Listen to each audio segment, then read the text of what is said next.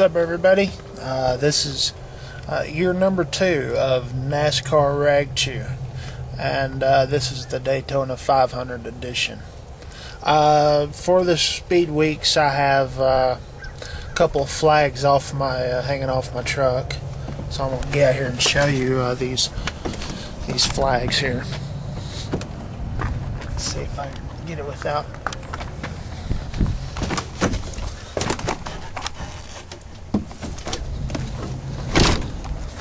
Alright, I got a dirty truck here, so oh well. Alright, on this side I have my Tony Stewart flag, waving, representing. And over here on this other side,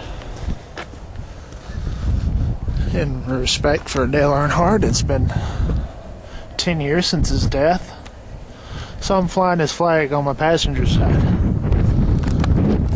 All for the Daytona 500, and I'll probably do it more this year, but pretty excited about this year and getting it started. So every year, about this time of year, I usually do a blog, about my predictions of the year, and I haven't really done that yet, and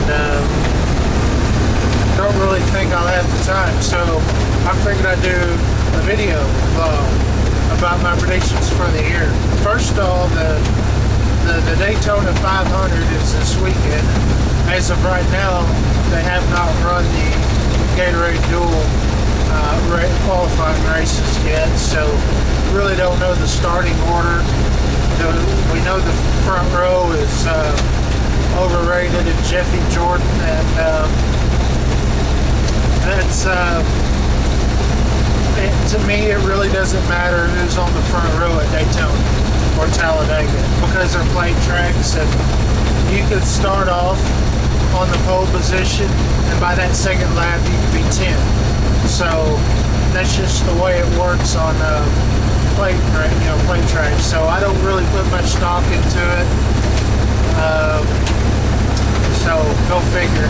I think for the Daytona 500, I want to have, it's one of those things that anybody can win. It's just who's at the right place at the right time. And so my choice is going to be Tony Stewart. He hasn't won yet. All the big guys, major guys who's won championships have won the Daytona 500, except for Kurt Busch hasn't won yet either, and he's one to watch as well. But I think Tony Stewart has to win before. See, he's won everything else but the Daytona 500. Boy, doesn't that sound familiar? So I'm going to say he's going to win it, and hopefully he does. If not, he's going to be a major factor in the race. He is every year. So that's my pick. Can't wait to see it. I'll tell you a little thing about the qualifying races. I am against them. I don't like the Gatorade Dual, because simply the fact that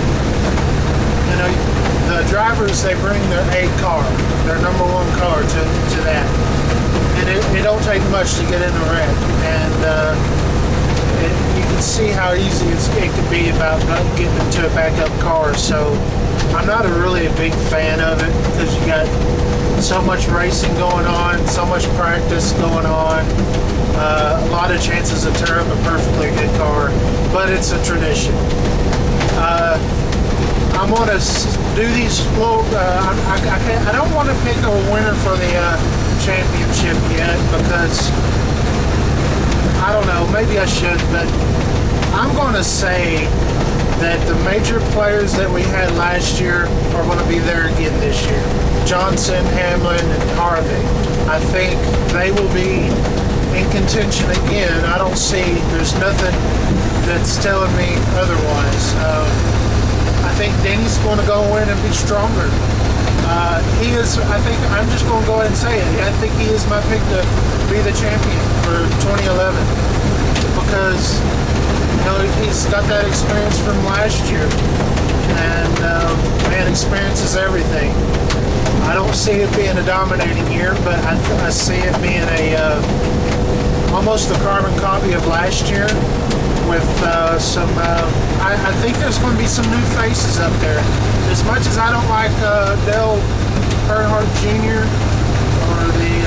or Junior Nation, I honestly think he's going to get some wins this year. I'm not saying that from a fan. I'm just saying, you know, he probably will, and he'll probably be in the chase. It's, you know, as much as I don't like him, I mean, I don't hate him. I mean, it's not like Jeff Gordon. I hate Jeff Gordon.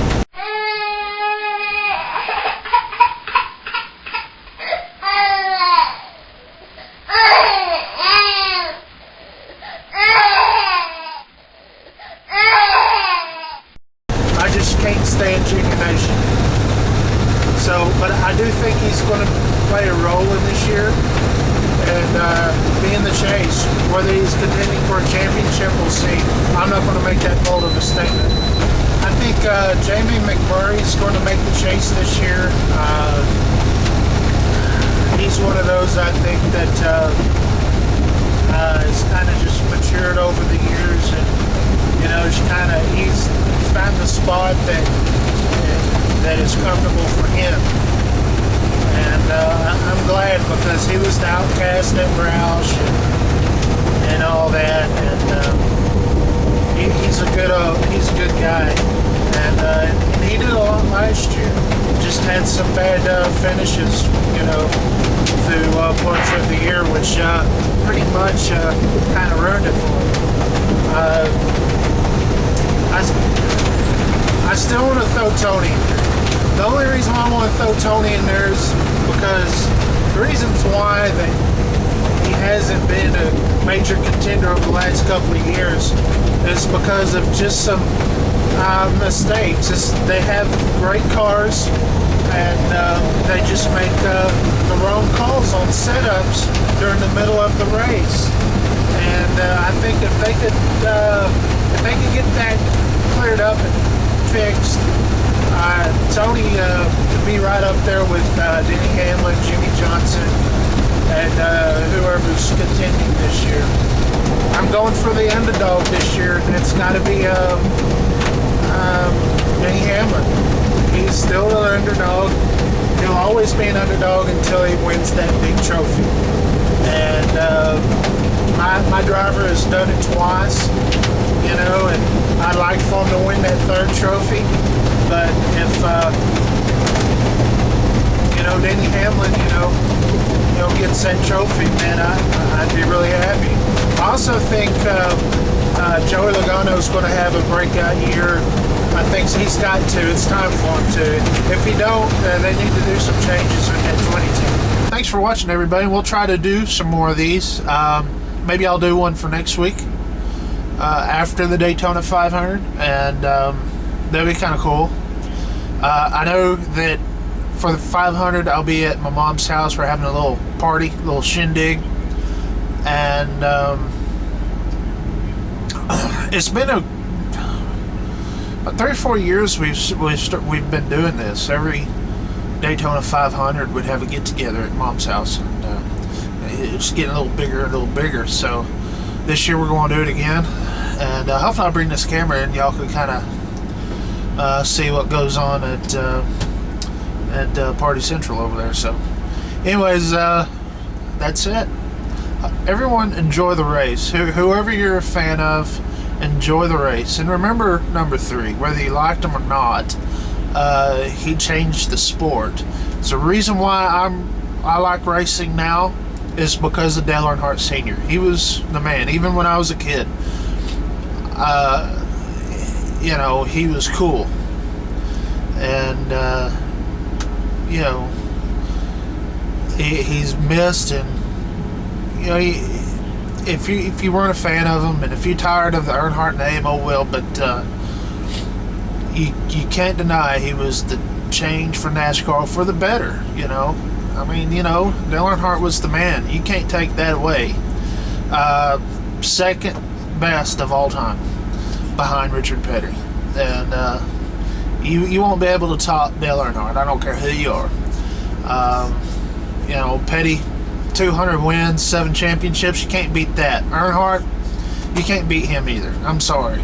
Jeff Gordon can't beat him. Jimmy Johnson. I mean, none of these little Peckerwoods from California can beat him. I'll tell you that D-Man is Dale Earnhardt Sr. And that's it. If you hate on Dale Earnhardt Sr., you suck. Anyway, 73. I'm pretty impressed and pretty proud to be the first guy in motorsports, first guy in NASCAR to be on the Wheeze box.